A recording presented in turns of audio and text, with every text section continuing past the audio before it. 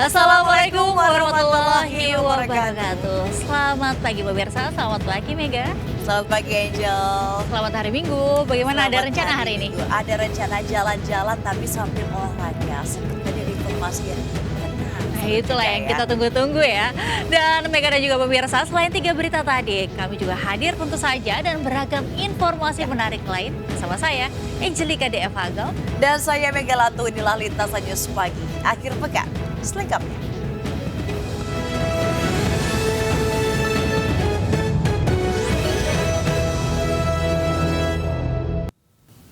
Jenazah taruna Sekolah Ilmu Tinggi Pelayaran telah selesai dilakukan proses otopsi oleh tim forensik Rumah Sakit Polri Kramat Jati, Jakarta Timur. Sementara polisi menetapkan 1 senior TRS sebagai tersangka.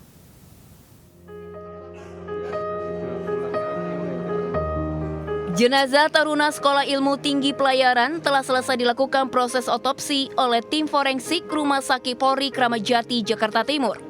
Selain keluarga, teman sebaya korban juga terus berdatangan untuk mendoakan almarhum. Sementara rencananya jenazah korban akan dibawa ke kampung halaman di Bali pada Minggu. Sementara itu, suasana duka menyelimuti rumah orang tua korban di Dusun Bandung, Desa Gunaksa, Kecamatan Dawan, Klungkung, Bali. Pihak keluarga merasa terpukul karena korban merupakan anak yang baik, santun, dan suka berorganisasi. Anak pertama dari 3 bersaudara, pasangan Ketut Swastika dan Nengah Rusmini, merupakan tamatan sekolah favorit di Klungkung. Dia merupakan anak berprestasi dalam akademik dan olahraga. Hormatlah sama siapapun. Nggak ada kebrutalan, nggak ada. Suka organisasi kan? Ya suka organisasi, olahraga dia suka. Hobinya apa? Hobinya olahraga dia. Sebelumnya, Putu Satria Ananta Rustika, taruna tingkat 1 Sekolah Tinggi Ilmu Pelayaran STIP Jakarta, tewas Jumat pagi. Korban asal Bali ini diduga mengalami penganiayaan yang dilakukan oleh seniornya usai kegiatan pada Jumat pagi. Diduga korban dianiaya di toilet pria yang berada di STIP Jakarta. Meski sempat ditolong oleh teman korban, namun nyawa korban tidak tertolong saat dibawa ke klinik sekolah, hingga akhirnya dibawa ke rumah sakit di Bekasi, Jawa Barat.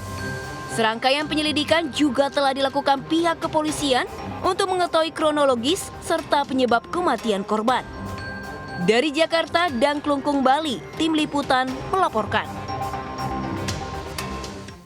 Terpergok menggasak motor milik warga, seorang maling di Kabupaten Bekasi, Jawa Barat babak belur dihajar basah. Beruntung polisi yang sedang berpatroli keliling langsung mengamankan pelaku dari amukan warga.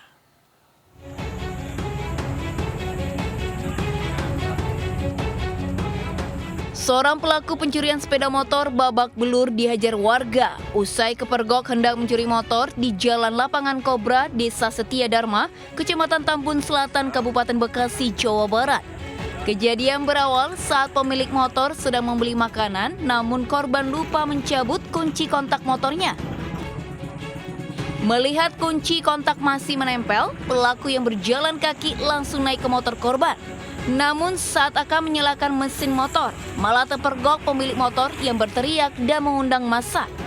Beruntung pelaku langsung diamankan oleh polisi yang sedang berpatroli di lokasi. Kronologinya lagi beli tahu crispy, ya kan. Mau dijebol? Kunci masih nyangkut. Oh, kuncinya masih nyangkut? Ya, Berarti udah dinaikin pelaku, sempat nyala belum Bang? udah ditaikin sama pelaku, cuman posisi motor nggak sempat nyala. Oh. Pelaku kemudian digiring ke Polsek Tambun Selatan untuk diperiksa lebih lanjut. Dari Kabupaten Bekasi, Jawa Barat, Didit Junaidi, iNews melaporkan. Pemirsa, seorang pria penjual siomay diamankan aparat Polsek Banyumanik, Semarang. Usai tertangkap tangan warga mencuri celana dalam wanita di sebuah rumah kos di Semarang Atas, Semarang, Jawa Tengah.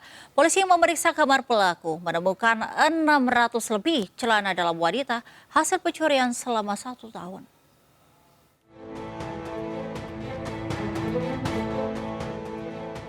Aksi pencurian celana dalam wanita di sebuah rumah kos wanita di Jalan Tanjung Sari, Sumur Boto, Banyumanik, Kota Semarang, Jawa Tengah terekam kamera. Dengan mengendap-endap, pelaku yang ternyata tukang siomay itu mengambil sejumlah celana dalam yang ada di jemuran. Usai mencuri celana dalam, pelaku langsung melarikan diri. Berbekal rekaman CCTV, polisi langsung mengamankan pelaku di rumah kontrakannya. Saat digeledah, polisi menemukan 600 potong celana dalam yang dicurinya setahun belakangan ini. Pelaku mengaku ratusan celana dalam itu untuk fantasi seksualnya. Warga pada saat itu siaga dan kelihatan dari TKP lain bahwa ciri-cirinya tidak lebih dari pelaku ini. Kemudian pelaku ini keluar pada kira jam 00.30, kemudian dipantau, diikuti, masuk, mengambil, kemudian diamankan. Pelaku diamankan polisi karena aksinya meresahkan warga. Pelaku juga terancam hukuman 5 tahun penjara jika terbukti bersalah mencuri celana-celana dalam itu. Dari Semarang, Jawa Tengah, Kristadi Ayus melaporkan. Tim PSDKP Kementerian Kelautan dan Perikanan menyerang 2 kapal asing pelaku illegal fishing di Laut Natuna. Petugas terpaksa melepaskan tembakan karena para pelaku berusaha kabur dari kejaran petugas. Total 2 kapal ikan dari Vietnam berhasil diamankan petugas. Lagi-lagi kapal asing tertangkap basah mencuri ikan di Natuna. Penangkapan kapal asing dilakukan Sabtu pagi waktu setempat. Rentetan tembakan terpaksa dilepaskan oleh tim pengawasan sumber daya kelautan dan perikanan dari Kementerian Kelautan dan Perikanan pada 2 kapal asing yang melanggar batas pelayaran di Laut Natuna, Kepulauan Riau. Meskipun sempat berupaya melarikan diri, kedua kapal asing tersebut berasal dari asal Vietnam berhasil ditangkap. Total sebanyak 20 ABK ditangkap dan dievakuasi ke kapal petugas dan kedua kapal Vietnam tersebut akan disita oleh pemerintah Indonesia. Terdeteksi tadi malam di radar kita saksikan bahwa ada pergerakan yang mencurigakan.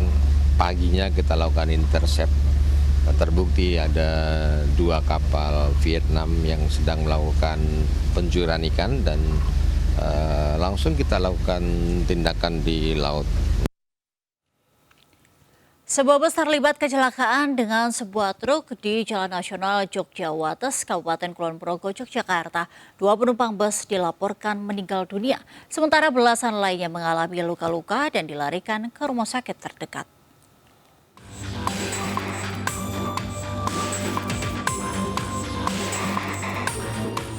Sebuah kecelakaan melibatkan 1 unit bus pariwisata dan 1 unit truk pengangkut pakan ternak terjadi di Jalan Nasional Jogjawates, Kedung Sari, Kapanewon, Pengasih, Kulon Progo. Bus pariwisata berpenumpang 61 orang merupakan satu keluarga besar dari Jember, Jawa Timur, hendak menuju ke Purworejo, Jawa Tengah mengikuti sebuah acara. Saat bus tengah melaju dari arah timur, tiba-tiba dari arah sebaliknya sebuah truk berjalan ke tengah jalur, melewati garis marka menyebabkan bus dan truk bertabrakan. Pengemudi bus sempat membawa kemudi ke sisi kiri, naas bus dan truk berhenti setelah menabrak pembatas jalan. Akibat insiden ini 2 penumpang bus meninggal dunia. Sementara korban luka ringan dilarikan ke rumah sakit terdekat. Tahu keluarga itu sudah masuk paret nih, kan masuk paret separuh. Ya itu tahu-tahunya gitu aja, kaget bener. Bis jalan dari arah timur ke barat, kemudian dari arah berlawanan terdapat truk dari arah barat ke timur yang berjalan melampaui batas atau berjalan terlalu ke kanan sehingga melewati batas marka sehingga terjadi kecelakaan. Kasus kecelakaan kini dalam penyelidikan Satlantas Polres Kulon Progo. Dari Kabupaten Kulon Progo, Yogyakarta, Budi Utomo, Ainus melaporkan. Pemirsa, sebuah truk gandeng ringsek setelah menabrak bagian belakang truk kontainer di Jalan Raya Kabupaten Jombang, Jawa Timur, Sabtu pagi. Akibatnya, sopir truk gandeng terjepit di belakang kemudinya.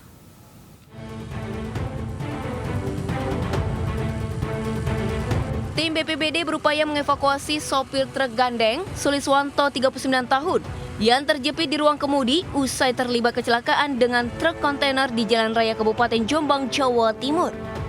Kecelakaan bermula saat truk kontainer melaju beriringan dengan truk gandeng yang dikemudikan korban dari Surabaya ke Nganjuk. Setiba di lokasi, tiba-tiba di depan truk kontainer muncul mobil yang hendak membelok. Sopir truk yang terkejut langsung mengerem mendadak. Jarak yang terlalu dekat membuat truk gandeng yang berada di belakang menabrak truk kontainer.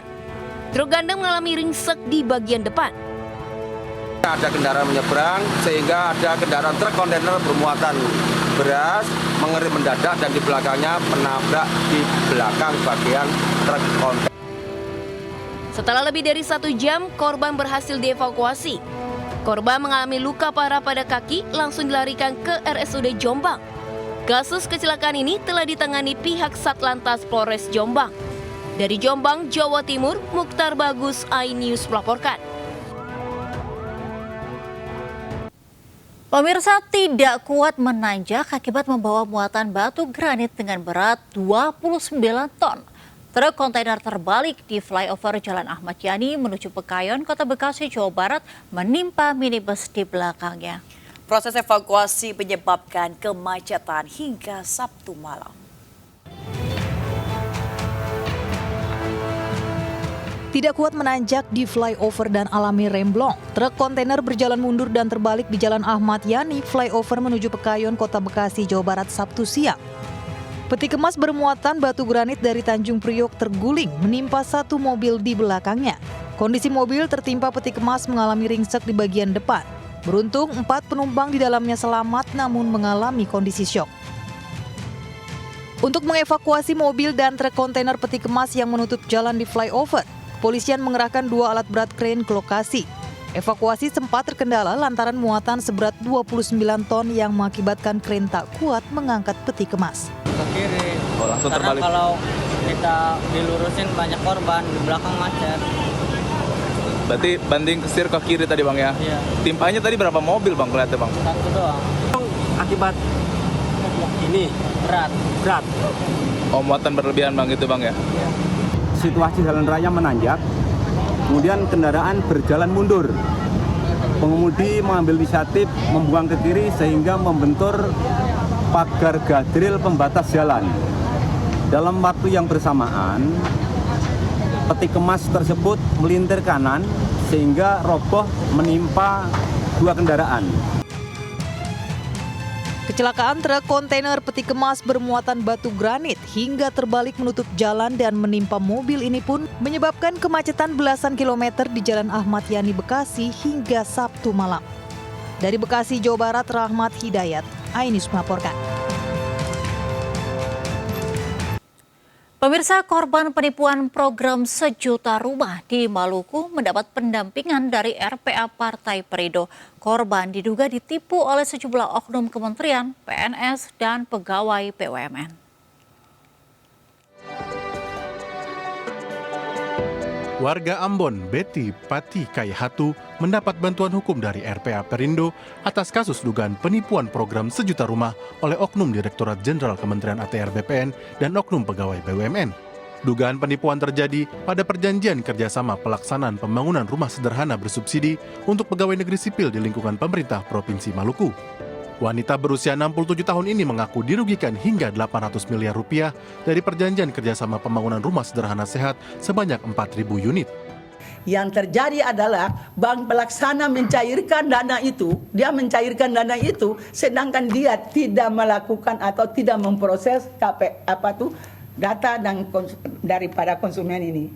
Jadi mereka mencairkan, itu merupakan satu perbuatan tindakan pidana. Yang kami lakukan, kami akan segera somasi pihak-pihak yang terkait sehubungan dengan kasus yang telah diceritakan oleh Ibu Betty. Yang ketiga, kami akan berupaya untuk langsung bertemu dengan Bapak Presiden, Kapolri, dan pimpinan Kejaksaan Agung secepatnya dalam minggu-minggu ini. RPA Perindo berkomitmen mengawal kasus ini yang juga melibatkan oknum PNS dan pegawai BUMN hingga tuntas. Dari Jakarta, Syahreza Zangki, Muhammad Firmansyah, iNews melaporkan. Sebuah pohon beringin setinggi 15 meter tumbang serta menimpa 2 warung dan 1 bangunan rumah di kawasan PHH Mustafa, Kota Bandung. Beruntung saat kejadian, para penghuni dapat menyelamatkan diri.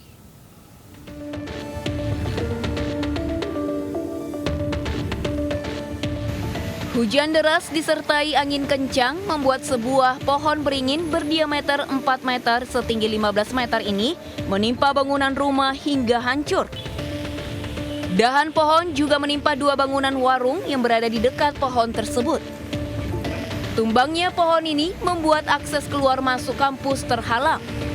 Menurut warga, kejadian bermula saat hujan deras disertai angin kencang melanda Kota Bandung. Usia pohon yang sudah tua ditambah angin yang cukup kencang membuat pohon tersebut tumbang. Pas hujan gede sih, kan tadi tuh hujan angin, lagi angkat jemuran. Ya untungnya nggak kena aku sih. Nah gini aja tuh langsung kayak gini. Nah, nggak disangka-sangka gitu. Di pohon berapa meter kan? Di pohon 15 meteran lah. 15 meter. Ya. Ini nimpa apa aja Kang? Nimpa warung, rumah. Ya. Kondisinya gimana Kang setelah tertimpa? Kondisinya rusak parah Pak ya? Rusak parah. Dengan alat seadanya, warga dibantu petugas kampus membersihkan material yang hancur akibat pohon tumbang. Di samping itu, pohon tersebut juga masih dalam penanganan petugas. Dari Bandung, Jawa Barat, Ervan David, iNews melaporkan. Longsor kembali menerjang Jalan Trans Sulawesi di Kabupaten Nrekang, Sulawesi Selatan. Ya, longsor mengakibatkan ratusan kendaraan harus mengantri panjang.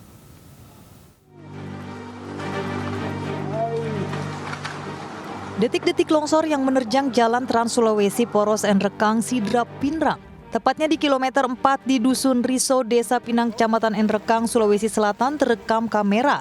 Bukit di tepi jalan tiba-tiba longsor. Beruntung tak ada kendaraan yang saat itu lewat hingga tak menimbulkan korban. Akibat insiden ini, kemacetan panjang terjadi lantaran sebagian badan jalan tertutup material longsor. Arus lalu lintas yang akan menuju Nrekang, Sidrap, dan Pinrang harus dilakukan sistem buka tutup. Di wilayah Pinang, daerah Riso, yang berakibat jalan terputus karena tertimbun longsor. Kemudian kami dengan seluruh pihak terkait, dengan TNI, Polri, kemudian dari BPBD dan juga dari pihak terkait telah berupaya sehingga saat ini jalan terbuka. Petugas masih berupaya membersihkan material longsor dengan menggunakan alat berat. Longsor disebabkan hujan deras yang turun di kawasan tersebut. Dari Nrekang, Sulawesi Selatan, Jufri Tonapa, iNews melaporkan. Pemirsa, setelah sempat surut selama 2 hari, ratusan rumah warga di perumahan Taman Cikande, Kecamatan Jayanti, Kabupaten Tangerang, Banten, kembali terendam banjir hingga 2 meter. Ya, banjir akibat meluapnya Sungai Cidurian ini pun meluas hingga merendam 500 rumah di 4 desa di Kecamatan Jayanti.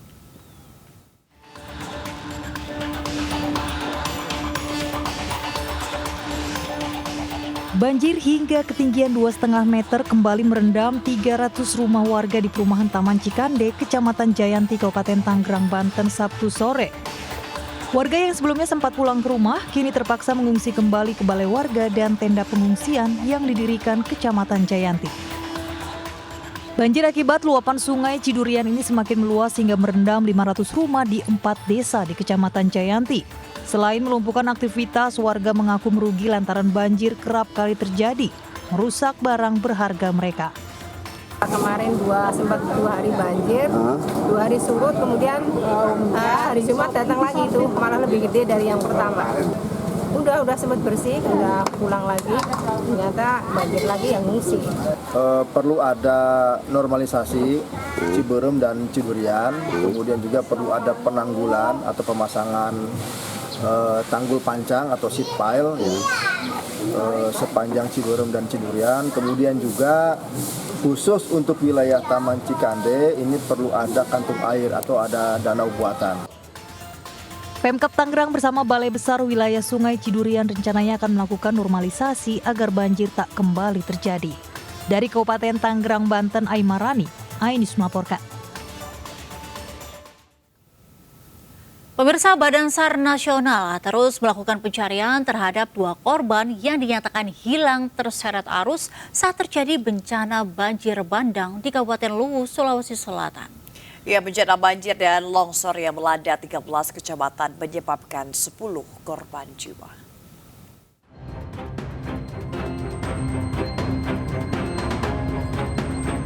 Badan SAR Nasional, TNI, dan Polri menyisir aliran sungai mencari 2 orang korban yang dinyatakan hilang terseret banjir bandang sejak Jumat lalu. Proses pencarian terkendala medan berat, bahkan tak jarang petugas harus membentangkan tali tambang melewati material lumpur. Berdasarkan data awal, jumlah korban jiwa mencapai 14 orang. Setelah dievaluasi, data korban meninggal terdapat kesalahan dengan data double. Saat ini, BPBD Kabupaten Luwu mencatat hanya ada 10 korban jiwa, sementara 2 korban lain masih hilang.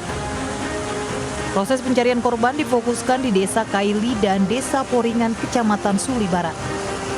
Selain itu, tim SAR juga ikut mengevakuasi para korban yang rumahnya masih terendam banjir. Karet, kita menggunakan 3 perahu karet untuk menyisir wilayah-wilayah sungai yang dekat dari rumah korban. Namun tadi tidak terlalu maksimal karena arus di wilayah tersebut, sungai tersebut sangat kencang dan bebatuan. Selain menimbulkan korban jiwa, bencana tersebut ikut mengisolir 3.000 jiwa di Kecamatan Latimojong akibat akses jalan dan jembatan putus tersapu derasnya arus. Dari Kabupaten Luwu, Sulawesi Selatan, Nasruddin Hubak, Ainus melaporkan. Pemirsa, evakuasi anjing terjebak di lubang jeruji pagar rumah warga di Palangkaraya, Kalimantan Tengah berjalan dramatis. Petugas pemadam kebakaran harus berhati-hati mengeluarkan kepala anjing karena terjepit di pagar jeruji yang sempit.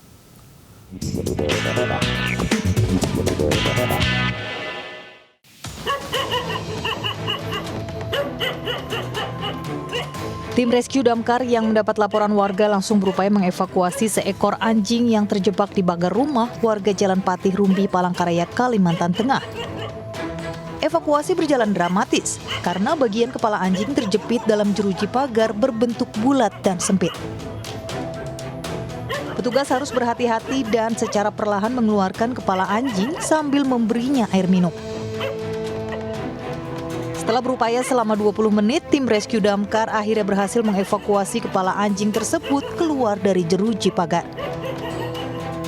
Ekor anjing yang tersangkut di jeruji pagar itu yang berbentuk cincin dengan diameter sekitar 12 lingkaran. Itu anjing diketahui sejak pagi oleh orang rumah pada saat merumput di halaman rumah. Bukan anjing milik dia, tapi kasihan karena melihat anjing itu tidak berdaya lagi dengan leher sudah masuk seperti terjerat. Tim rescue damkar Kota Palangkaraya butuh waktu cuma 20 menit untuk melepas menggunakan bagaimana saat anjing itu masuk secara logika akan dikembalikan seperti itu. Setelah diamankan, anjing yang belum diketahui pemiliknya tersebut kemudian dibawa petugas ke posko rescue damkar guna dilakukan observasi. Dari Palangkaraya, Kalimantan Tengah, Adesata, Ainus melaporkan. Kita ke informasi lainnya. Diduga akibat konsleting arus pendek, gedung SMA Negeri 3 Unggulan Kayu Agung Kabupaten Oki, Sumatera Selatan terbakar. Ya, sedikitnya 41 ruangan asrama laki-laki hangus dilalap si jago merah. SMA Unggulan ini yuk Irma. Gedung SMA Negeri 3 Unggulan Kayu Agung Kabupaten Oki, Sumatera Selatan hangus terbakar. Sedikitnya 41 ruangan asrama laki-laki gedung sekolah menjadi amukan si jago merah Sabtu pagi. Beruntung peristiwa tersebut tak memakan korban jiwa karena sekolah dalam keadaan libur hingga ada sebagian siswa yang pulang ke rumah. Api bermula dari kamar utara yang diduga akibat korsleting listrik. Para siswa pun berusaha menyelamatkan diri dan barang berharga masing-masing. Namun sejumlah ponsel dan laptop tak bisa diselamatkan dari amukan api. Setelah 2 jam, api berhasil dipadamkan. Penyucuknya konslet, Pak, dari kapal yang ada apa itu? Kapal utama yang sebelah sana itu, Pak. Kami memastikan tidak ada korban jiwa, ini cuma sekarang material yang mungkin belum tahu kita berapa kerugiannya. Untuk sementara ini belum kita ketahui diduga asal dari mana. Api tersebut sudah menjalar ke mes-mes para siswa. Untuk sementara waktu, PLN pun mematikan arus listrik untuk jaringan di sekitar sekolah. Dari Kabupaten Oki, Sumatera Selatan, Fitriadi, iNews melaporkan.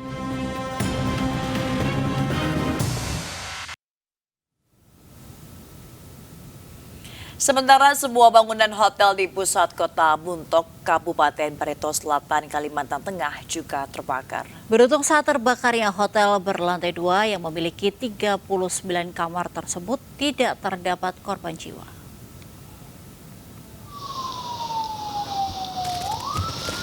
Kobaran api dengan cepat menghanguskan Hotel Ana berlantai 2 yang terletak di Jalan Merdeka Raya, Kabupaten Barito Selatan. Api cepat menjalar karena material bangunan hotel lama tersebut umumnya berkonstruksi kayu. Saat kejadian ada beberapa tamu yang sedang menginap di hotel ini. Namun beruntung mereka cepat menyelamatkan diri keluar dari kamar. Kebakaran awalnya berupa kepulan asap hitam di atas bangunan. Namun sesaat kemudian muncul kobaran api yang begitu cepat menyebar dari lantai 1 ke lantai 2. 7 mobil pemadam kebakaran Kabupaten Barito Selatan dibantu petugas pemadam dari Kabupaten Barito Timur dikerahkan ke lokasi kebakaran.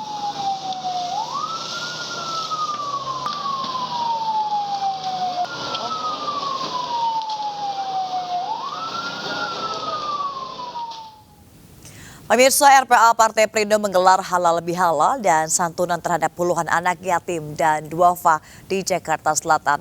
Anak-anak juga diberikan edukasi dan sosialisasi ancaman kekerasan terhadap anak dan perempuan.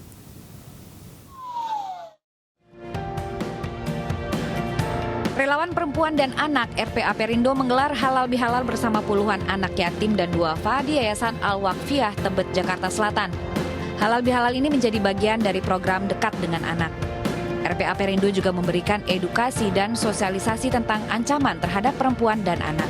Langsung berkomunikasi, bermain dengan anak-anak, mengenal apa yang menjadi masalah mereka di yayasan, di panti asuhan ini, dan apa yang dapat dibantu oleh Partai Perindo dalam hal ini relawan perempuan dan anak Partai Perindo, karena kita tahu banyak sekali kasus-kasus yang terjadi ya untuk anak-anak, jadi kita membentengi mereka. Karena silaturahmi ini sangat baik sekali untuk berkesinambungan antara kita dan Perindo. Untuk RPA Perindo sendiri yang Ibu ketahui apa aksi sosialnya? Mereka sangat baik, sangat peduli dengan masyarakat. Karena ada yang satu contoh tuh kader yang beliau punya itu selalu hadir di tempat kami. Selain halal bihalal, RPA Perindo juga memberikan santunan bagi puluhan anak yatim dan duafa sebagai bentuk dukungan dan kepedulian bagi anak dan perempuan. Dari Jakarta, Widya Bayu Jati, iNews melaporkan. Ya, Mega, kamu suka nggak masakan yang kuat nih bumbu rempahnya? Senang banget karena nampol rasanya, Angel. Nah, pas banget nih Mega dan juga pemirsa. Nah, bagi Anda yang penggemar kuliner, jangan sampai kelewatan mencoba makanan khas Aceh yang satu ini. Betul, Angel juga pemirsa, ini makanan ini spesial karena kaya akan bumbu, gurih dan juga nikmat. Kuliner Aceh di ibu kota dapat menjadi salah satu rekomendasi kuliner yang menggoyang lidah.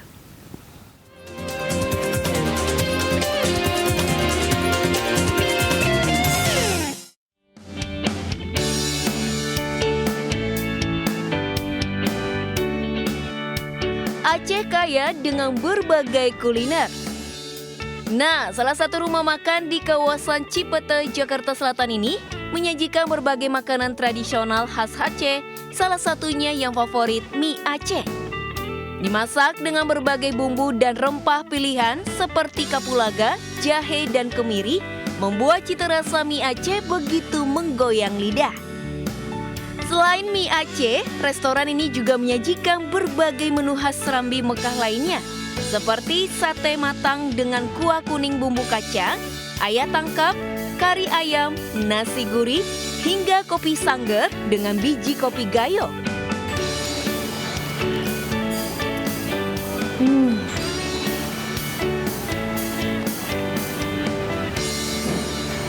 Begitu saya coba, saya langsung mencium aroma rempah-rempah seperti bawang merah, bawang putih. Kemudian rasanya pun menyatu di mulut saya, mulai dari ada rasa manis, ada rasa pedas, yang pasti rasanya sangat nikmat sekali pemirsa ya. Yang spesial dari restoran Rumah Dara ini adalah resep yang disajikan merupakan kreasi turun-temurun asal Aceh dan koki yang memasak pun didatangkan langsung dari Aceh. Sebenarnya kalau untuk di Jakarta sendiri rumah makan Aceh itu kan cuma seperti tempat makan biasa kebanyakan, tapi ada sih. Nah, kita mau menghadirkan konsep yang berbeda di sini. Suasana untuk kafenya itu bisa sambil ngopi, bisa nongkrong, bisa makan juga gitu. Jadi ada live music juga. Jadi yang mau meeting juga kita sediakan ruang meeting, ruang VIP. Jadi ya bisa semua bisa gitu. Jadi satu tempat itu untuk berbagai keadaan itu bisa gitu. Favorit aku itu sate matang sama nasi gurih Aceh. Aku kan kebetulan orang Aceh asli nih, jadi suka kangen sama makanan Aceh, suka cari di di resto-resto Aceh. Jadi belum ada yang pas. Nah, di Rumah Dara ini bener-bener pas banget. Bagi pemirsa yang penasaran dan ingin mencoba kuliner yang satu ini, Anda cukup merogoh kocek mulai dari Rp25.000 saja. Pemirsa, saya udah mencicipi semua makanannya dan semua makanannya tidak ada yang gagal. Semuanya enak-enak, bumbunya berasa, rempahnya berasa, dan tidak hanya perut saya yang kenyang, tapi juga hati saya bahagia karena makan makanan khas dari Aceh yang sangat unik dan enak ini. Dari Jakarta, Elsie Casey, Eri Nugraha, iNews melaporkan. Nah, ini Angela juga pemirsa, ini berwisata tapi sambil olahraga juga. Jadi bagi Anda yang gemar berwisata air, Tirtosari View yang berada di Lumajang, Jawa Timur, wajib masuk list agenda wisata Anda. Ya, tempat wisata yang berada di lereng Gunung Semeru ini, di sini pengunjung bisa berenang dan menyelam di sumber air alami bersama ribuan ikan koi dan mencoba keseruan berfoto di dalam air.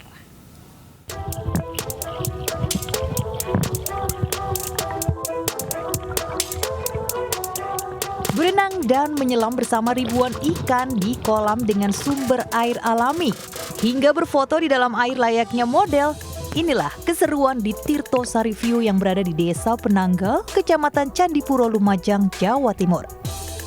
Disediakan beragam properti dan spot di dalam air yang bisa digunakan pengunjung untuk berfoto. Ikan berwarna-warni yang berenang berkeliling kolam dengan air yang jernih pun menambah keseruan. Berada tepat di kaki Gunung Semeru membuat udara di tempat ini sejuk dan cocok untuk menghilangkan penat dari hiruk-pikuk perkotaan. Namun bagi Anda yang tak bisa berenang tak perlu khawatir, karena pengunjung juga boleh memberi makan ikan koi secara langsung. Di sini kan dekat dengan lereng Semeru, jadi tempatnya sejuk, nyaman, asri, terus juga ada spot foto sama ikan di kolam. Bagi yang bisa berenang, bisa langsung foto ya sama ikan. Berhubung saya nggak bisa berenang, jadi cuma ngasih makan ikan saja. Ya, Tirtosari selain wahana untuk pemandian, spot foto underwater ini wahana yang sangat diminati oleh para wisatawan. Untuk berkunjung ke Tirtosari View, pengunjung cukup membayar tiket Rp5.000 saja. Murah meriah kan? Bagaimana? Anda tertarik menyelam bersama ribuan ikan dan berfoto di dalam air? Jika Anda berkunjung ke Lumajang, lokasi wisata ini bisa menjadi referensi liburan Anda. Dari Lumajang, Jawa Timur, Yayan Nugroho, iNews melaporkan.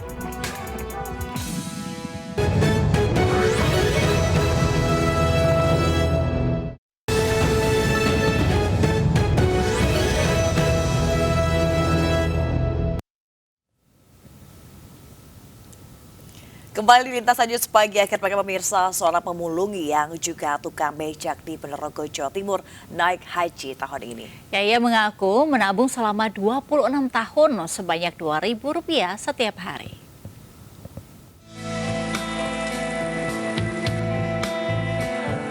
Mbah Supartono alias Mbah Tono, warga Kelurahan Tonatan, Ponorogo. Dengan becaknya mengumpulkan sampah dan botol plastik di sepanjang jalan protokol di kota Ponorogo, Jawa Timur. Setiap hari ia mengungut plastik bekas pada air kemasan, kertas, dan semua yang bisa didaur ulang untuk dibawa ke pangkalan barang bekas. Siapa sangka hasilnya memulung sampah selama 26 tahun akan mengantarkannya untuk menjalankan ibadah haji. Ia menabung minimal Rp2.000 per hari dari hasil mengumpulkan barang bekas dan menarik becak sejak tahun 1998. Pada tahun 2011, uang tabungannya digunakan untuk mendaftar haji. Dan setelah menunggu daftar antrian selama 13 tahun, ia bakal berangkat ke Tanah Suci. Niku tahun 98. Terus setelah itu langsung nabung? Setelah niku terus nabung sedikit demi sedikit ngoten niku terus tiap hari. Berapa Pak nabung? 3.000, 2.500, ya 5.000, ya 4.000 buat mesti penghasilan, tapi narik becak niku mesti asal arto. Supartono kini tengah menyiapkan segala kebutuhan untuk ke Tanah Suci. Ia berharap bisa menunaikan ibadah haji dan kembali ke kampung halaman dengan selamat. Dari Ponorogo, Jawa Timur, Ahmad Subhi melaporkan. Kementerian Agama Republik Indonesia menargetkan penerbitan visa haji bagi seluruh calon jemaah selesai pekan ini. Sementara itu, Kementerian Luar Negeri Arab Saudi memberikan peringatan bagi calon jemaah haji yang menggunakan visa non-haji akan dideportasi. Peringatan ancaman deportasi bagi calon jemaah haji yang kedapatan menggunakan visa non-haji oleh pemerintah Arab Saudi tersebut disampaikan Menteri Agama Republik Indonesia Yakut Khalil Qomas saat berkunjung ke Tulung Agung Sabtu sore. Yakut menyatakan kebijakan pemerintah Arab Saudi tersebut mengantisipasi banyaknya calon jemaah haji asal Indonesia yang menggunakan visa non-haji untuk melaksanakan ibadah haji. Pihaknya pun telah menerbitkan 197.000 visa haji bagi calon jemaah haji asal Indonesia dari kuota 241.000. Sisa penyelesaian penerbitan visa haji tersebut ditargetkan selesai dalam pekan depan. Itu kan sudah jadi aturan dari pemerintah kerajaan Saudi Arabia dan kita tentu berkepentingan untuk menyampaikan kepada calon jamaah bahwa visa yang bisa digunakan untuk melakukan ibadah haji itu hanya visa haji resmi, gitu ya. Di luar itu, kemarin Pak Taufik, Menteri Haji dan Umrah Kerajaan Saudi, menyampaikan ke kita bahwa kalau didapati ada jamaah yang menggunakan visa non visa haji akan dideportasi. Pemirsa, dalam rangka Hari Pendidikan Nasional, MNC Sekuritas didukung MNC Peduli menyelenggarakan program CSR di Kampung Buku Cibubur, Jakarta Timur. Program ini untuk membantu meningkatkan mutu pendidikan dan belajar bagi anak-anak.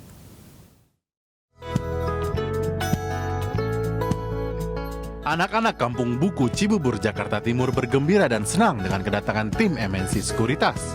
Anak-anak diajak untuk berinteraksi saat menggunakan komputer yang merupakan bantuan dari MNC Sekuritas yang didukung MNC Peduli. Senang mendapatkan majalah, komputer untuk kita bisa belajar yang lebih mengenal, lebih tahu tentang. Terus kalau ada di sekolah juga bisa terjawab. Wah, senang banget ya. Ini adalah suatu kebahagiaan yang tidak tara. Dari MNC Peduli udah bersilaturahim ke sini, dan nggak hanya bersilaturahim ya sama ketemu anak-anak, tapi memberikan juga titipan donasi buku, terus majalah sama perangkat komputer ya.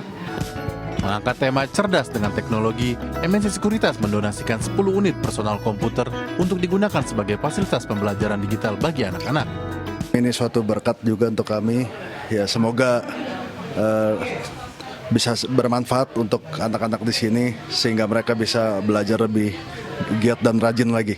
Kita memang rencananya saat ini sudah ada 12 tempat peluang belajar gratis, di mana anak-anak ini tidak pernah kita tarik biaya sepeser pun. Jadi tentunya saya salut tadi ya kepada anak-anak muda dari Ruang Aksara ya, yang merupakan inisiator dari program-program seperti ini. Saya pikir Indonesia sangat perlu sekali anak-anak muda seperti ini yang langsung terjun langsung ke tempat-tempat seperti ini, mendirikan ruang-ruang untuk baca, menumbuhkan minat baca anak-anak ya. Dalam kesempatan yang sama, MNC Peduli turut mendonasikan 100 buku bacaan dan majalah anak-anak untuk menanamkan budaya membaca kepada generasi penerus bangsa. Tim Liputan iNews melaporkan. Ya pemirsa, informasi tadi sekaligus menutup Lintasnya Pagi Akhir Pekan hari ini. Saya Angelika Devakem. Dan saya Megalatus, selamat pagi dan selamat berakhir pekan. Wassalamualaikum warahmatullahi wabarakatuh.